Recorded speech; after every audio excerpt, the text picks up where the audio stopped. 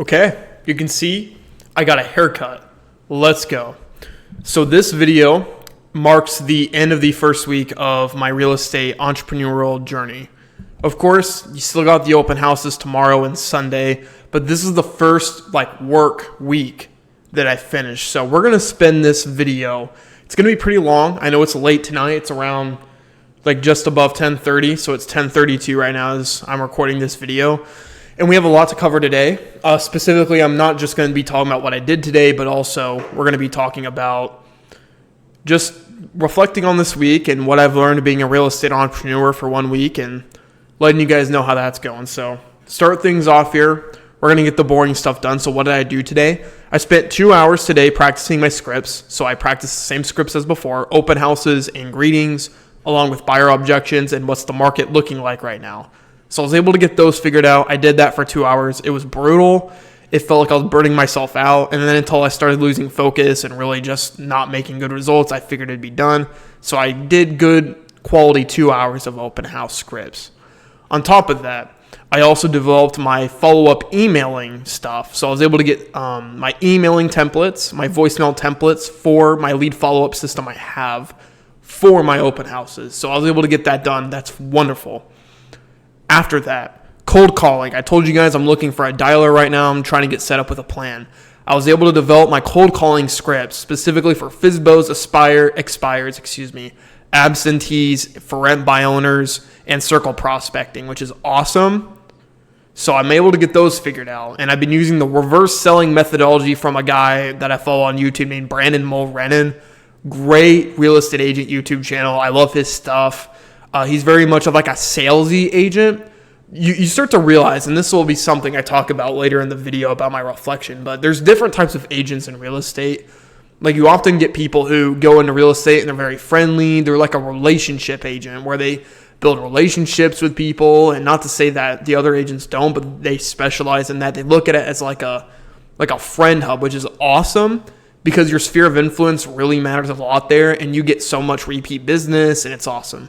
But there's also agents out there that look at it like it's sales. And so you get a lot of agents that also are very salesy, or they look at it not necessarily in a bad way. They look at it more like a real business rather than, a friendly, business, in the sense of they look at it like a business versus a relationship business. Real estate is, I like to think, both a real business and a relationship business. What's the difference between the two?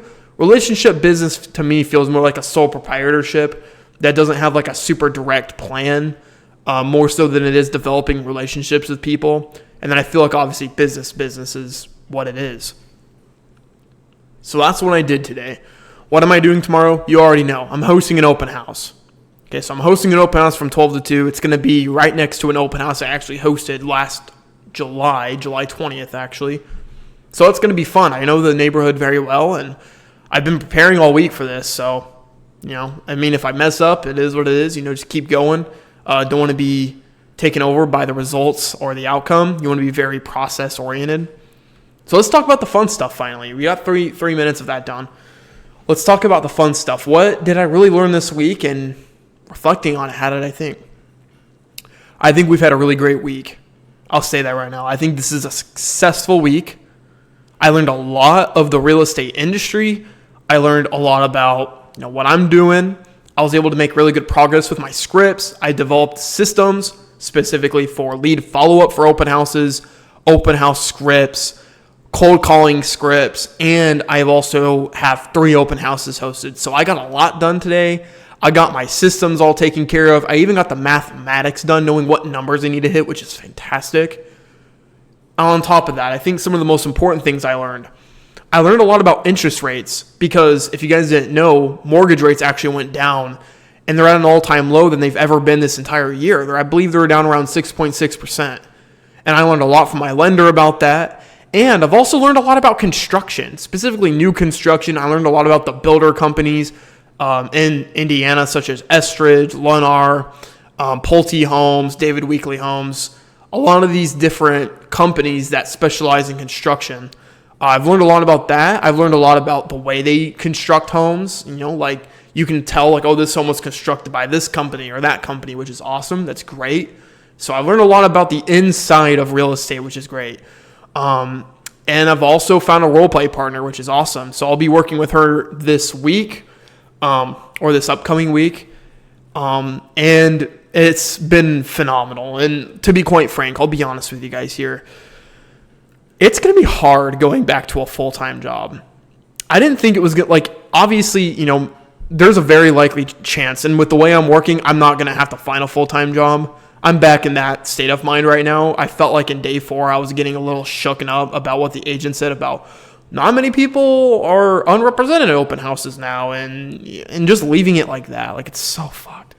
But I'm feeling more confident now because I'm doing the work I can. I'm doing very well in that sense. I'm getting the green light from other agents in the office that are experienced, telling me that I'm doing a great job at that stuff and I'm going in the right direction. And I think I'm going to be just fine. Genuinely, I do. But if it does come down to that, it's going to be rough, because if there's one thing people need to know about business, because I am a business owner, I'm in an apartment by myself. I mean, there's something to be respected about what I'm doing right now. And I don't like to hype myself up a lot, but going back to the business stuff, you get accustomed to your own time and your own rules and own scheduling. And I know that's like a freaking thing that people throw in business, like, oh, you get your own hours and you be your own boss and all this stupid stuff. It's like, no, your bosses are actually your clients, the people you work with, the people that hold you accountable of the values that you represent.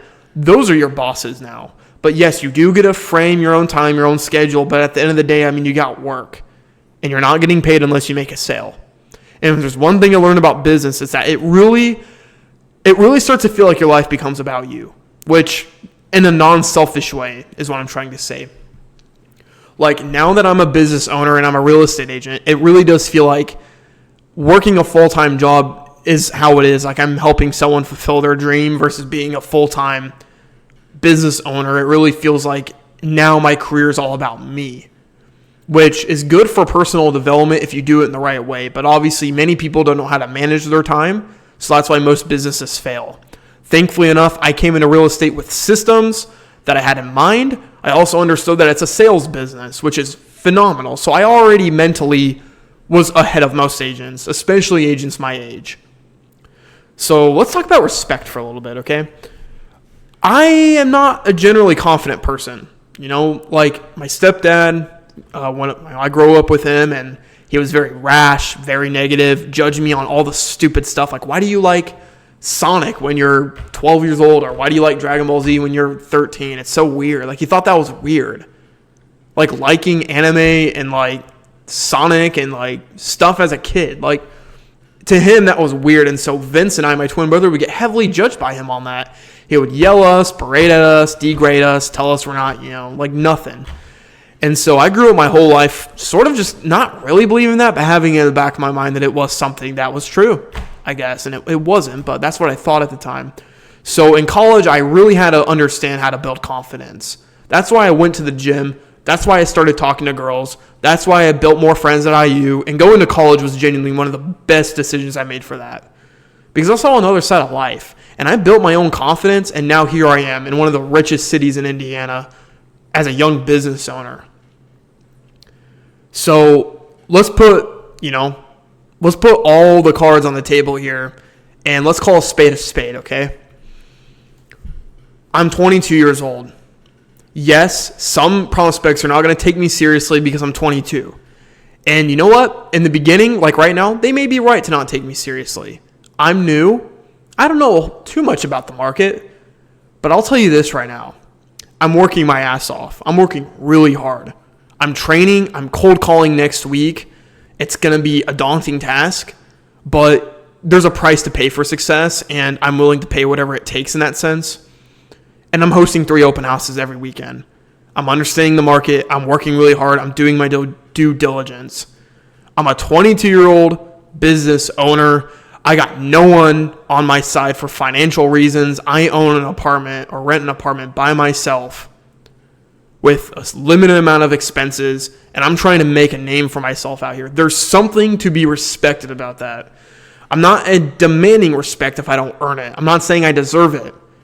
I'm a firm believer you don't deserve stuff in life. You earn it. You either earn it or you don't. That's the way I look at it right now. And if it hasn't been shown already, I believe I've earned respect of people if they do see this side of me in that sense. But maybe I haven't. Maybe I'm wrong. I could be wrong. But I'm at that point where I've earned it. Now, maybe I haven't because I've only been doing this for a week. Maybe you got to give it a month, 3 months, maybe my first sale. Okay, maybe my first sale is in a month. We'll see. You never know. But right now, if I keep doing the things I'm doing, I am going to become successful. It's just the way it's going to be. I don't know, like a lot of agents don't know. Or I don't know things that other agents in the office know. I get very discouraged by agents who are older than me, who have been in the industry for a long time, and who think really sharp like I do. Because, to be quite frank, what I'm doing isn't special. But considering my circumstances and considering how old I am, I do stand out. I'm the only agent my age in the office who goes out and works as hard as I do. And it sounds like I'm bragging. Okay, it sounds like I'm being rude to other agents. I'm not. Has nothing to do with other agents, okay? I'm trying to make myself build my own confidence because this is something I absolutely need if I want to get good in this industry. And for almost my entire life, I've never been able to say anything good about myself. So let me just say it this one time. Let me be confident in myself this last time. This is what it looks like to build success at a young age. You learn from people more experienced than you. You are coachable. You work to earn and work to learn. You work to learn, then work to earn. You apply specialized knowledge and you stick to it.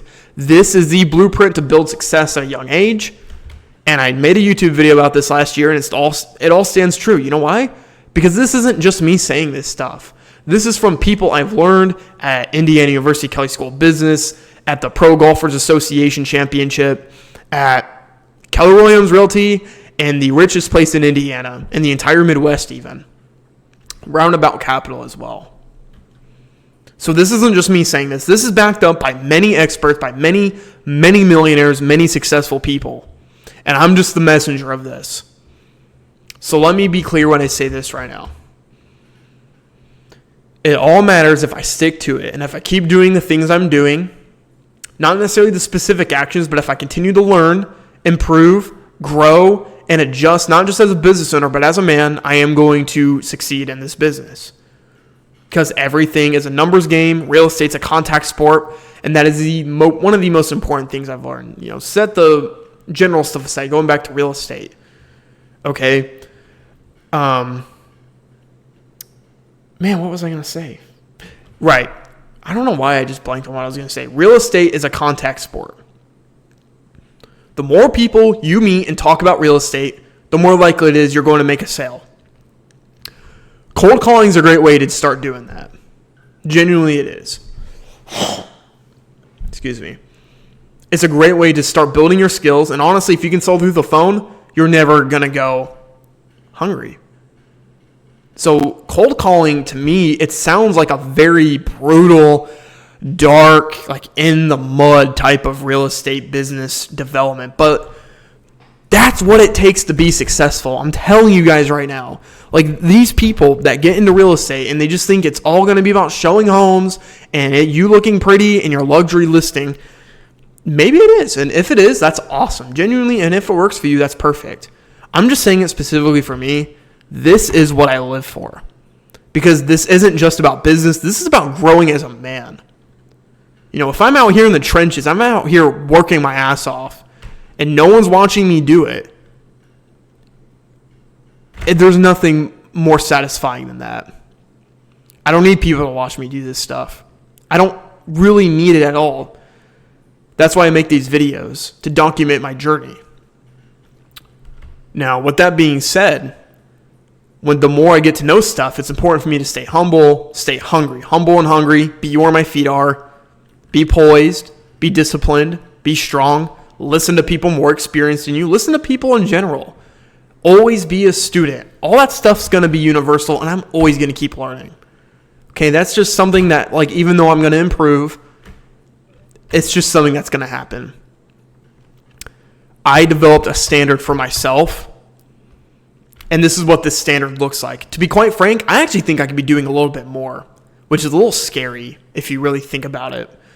Because at the end of the day, I'm not cold calling yet. I could be pounding the phone right now and making calls, but we'll go ahead and get that started on a Monday. So what's the plan next week looking like? Let's talk about next week. Next week, we're doing Keller Williams Ignite training.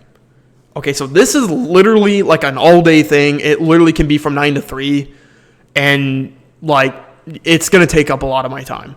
So sorry, I'm scratching my back again. I have this itchy part on my lower back. I promise I'm not scratching my ass. So what am I going to do for lead generation? Well, I got to get it done somehow. And if Keller Williams is going to take my time with Ignite from 9 to 3, I'm going to have to find a way to fit time in. So I'm going into the office at 7 instead of 8, so I'm going to wake up at 6. It's going to suck, but work's got to get done, and I'm not wasting time on just doing training. I need to do the actual thing, and I'm going to practice scripts. I'm going to do the trainings. I'm going to get a dialer. I'm going to start using my scripts, start calling the phone on Monday. I just got to make sure I keep my focus, got to stay ready, not get on my phone. That is also something I learned. As soon as you start getting on your phone, you lose focus immediately. That's why I have a digital alarm clock in my apartment. I don't even look at my phone until around 10 a.m. So about 3 hours into me working, I'll finally look at my phone. And even then, I've really been only using my realtor page on Instagram. I haven't been using my personal account at all. So that's the plan next week. So we're going to make this video again tomorrow. It's going to be all about the open house. I'm going to talk about how the open house went, what I've learned there, talking about all that stuff. And it's not going to be about my reflection because, to be quite frank, if this is a TLDR for you guys and you guys just skip to the very end of the video, long story short, very successful week. I think we can do better, though. I think we can get a better week next week with more lead generation, with more lead capture, and not wait until Saturday to find leads. We're going to be able to find them cold calling next week. So I think we're going to be able to get more work done next week. We're going to get more stuff done, and it's going to get closer to my first sale. Okay? I've been studying the market. Someone asked me, what's the market looking right now? I can tell you inventory's up, meaning that there's more homes on the market. There's more active listings out on the market, which means that there's more of a variety for buyers, which means buyers are more likely to take their time and negotiate pricing. On top of that, interest rates just went down for mortgages, which makes it even more competitive. On top of that, list prices are now being reduced. So we're seeing a lot of price reductions in the market, which means that listings are on the market longer, which means that, like I said before, buyers have more negotiation power than they've had in years. This applies in Westfield. What else do I need to say? I didn't know that this week or before this week started. That's all I need to say. And you guys believe me because I am telling the truth. Okay, Freddie Mac had a report, 6.6%. Most people that work with me are going to get under 6% because of the unique negotiation tactics that I use and that I work with my lender. So we're going to get this figured out, guys. And again, like I said, I could be totally wrong in November. I could be like, oh, guys, I'm going to have to find a full-time job, and blah, blah, blah, but I just cannot see it in a way where if I keep doing what I'm doing now, I am going to find a way. So I'll go ahead and leave it there, and we'll go ahead and get this started again on Saturday. It likely won't be as long of a video. Maybe it will be, but it's just going to be reflecting on the open house and getting prepared for the ones on Sunday. So thank you guys for watching. It's 10:50. Let's go to bed. I need to take a shower. I got to get ready for the open house tomorrow. And I'll see you guys on Saturday. So good night, sleep well, and see you guys tomorrow.